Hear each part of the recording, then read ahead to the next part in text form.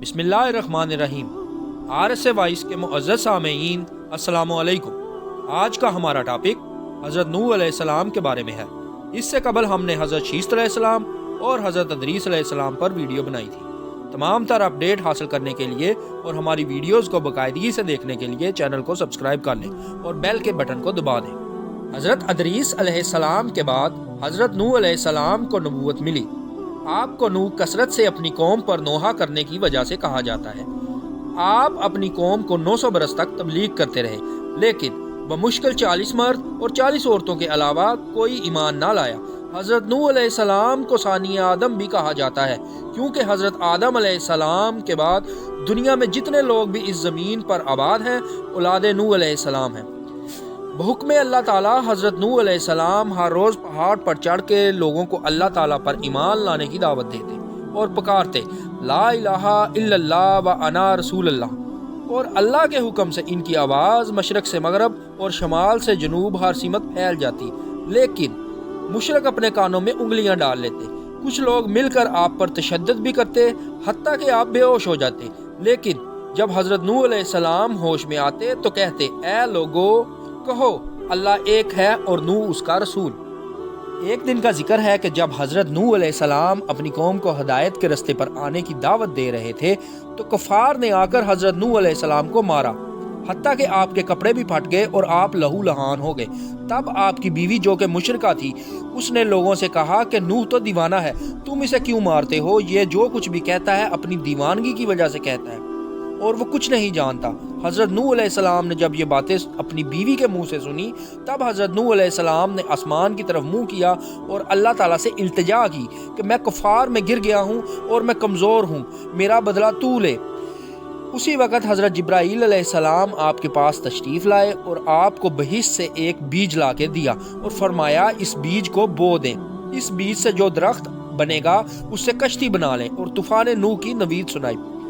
حضرت نوح علیہ السلام نے وہ بیج بو دیا اور 40 برس بعد وہ درخت 600 گز لمبا اور 400 گز چوڑا ہو گیا۔ جب حضرت جبرائیل علیہ السلام نے حضرت نوح علیہ السلام کو کشتی بنانے کا حکم دیا تو نوح نے فرمایا مجھے کشتی بنانی نہیں آتی، تو جبرائیل علیہ السلام نے کشتی بنانے میں آپ کی مدد کی اور فرمایا تو اس درخت کو کاٹ اور تختے بنا، میں تیری مدد کروں گا۔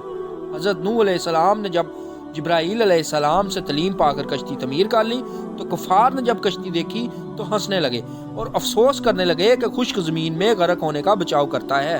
جب کفار حضرت نوح علیہ السلام پر ہنستے تو آپ نے فرمایا کہ جان لو عذاب آنے والا ہے اور تم میں سے کوئی بھی نہ بچے گا سوائے مومنین کے۔ حضرت نوح علیہ السلام نے کشتی بنائی تھی، اس کی 7 منزلیں تھیں۔ پہلی منزل میں حضرت آدم علیہ السلام کا تابوت رکھا گیا، دوسری منزل میں حضرت نوح علیہ السلام اور تمام مومنین موجود تھے، تیسری منزل میں پرندے، چوتھی میں درندے، 5ویں منزل پر چرندے اور 6ٹھی منزل پر ہر قسم کی جنس موجود تھی، 7ویں منزل میں اناج رکھا گیا۔ جبرائیل علیہ السلام نے علامت طوفان کے طور پر حضرت نوح علیہ السلام کو یہ بتایا کہ تمہارے گھر کے تنور سے پانی ابلے گا تو کشتی میں سوار ہو جانا۔ حضرت نوح علیہ السلام کے خاندان میں سے 3 بیٹے جن کی اولاد ساری خلقت ہے کشتی میں سوار ہوئے۔ آپ کی بیوی اور ایک بیٹا جو کہ نافرمان تھے کشتی میں سوار نہ ہوئے۔ جو بیٹے کشتی میں سوار ہوئے اور جن سے تمام بنی آدم کی نسل آگے چلی ان کے نام سام، حام اور یافیس تھے۔ کشتی میں جب غلاظت پھیلنے لگی تو اللہ کے حکم سے 2 سور پیدا ہوئے، انہوں نے کشتی کی ساری غلاظت ختم کر دی۔ 40 دن تک لگاتار آسمان سے بارش برستی رہی اور زمین پانی اگلتی رہی۔ ایک سائنسی تحقیق کے مطابق کہا جاتا ہے کہ طوفان نوح سے قبل زمین کے گرد اوزون لیئر کی طرح پانی کی ایک پرت تھی، جس کی وجہ سے زمین پر سورج کی روشنی ڈائریکٹ نہیں پڑتی تھی۔ یہی وجہ تھی کہ طوفان نوح علیہ السلام سے پہلے لوگوں کی عمریں بہت زیادہ تھیں، اور جب طوفان نوح میں وہ پانی زمین پر برس گیا لوگوں کی عمریں گھٹنا شروع ہو گئی۔ اور کچھ لوگوں کا یہ ماننا ہے کہ جیسے جیسے انسان کے گناہوں میں اضافہ ہوتا گیا انسان کی عمر بھی کم ہوتی گئی۔ جب بارش رک گئی تو 6 ماہ بعد پہاڑوں کی چوٹیوں کے سر نمایاں ہونے لگے۔ حضرت نوح علیہ السلام کی کشتی جودی پہاڑ جو کہ شام اور ترکی کے بارڈر کے قریب ہے وہاں آ کر رک گئی، جس کی باقیات کو آج بھی انٹرنیٹ پر سرچ کر کے دیکھا جا سکتا ہے۔ آہستہ آہستہ جب سارا پانی خشک ہوا تو حضرت نوح نے اپنی قوم کو کشتی سے اتار لیا اور تمام چرند پرند اور حیوانات کو آزاد کر دیا۔ حضرت نوح علیہ السلام کی عمر 1400 برس تھی۔ ایک روایت میں ہے کہ آپ کی عمر 950 سال تھی۔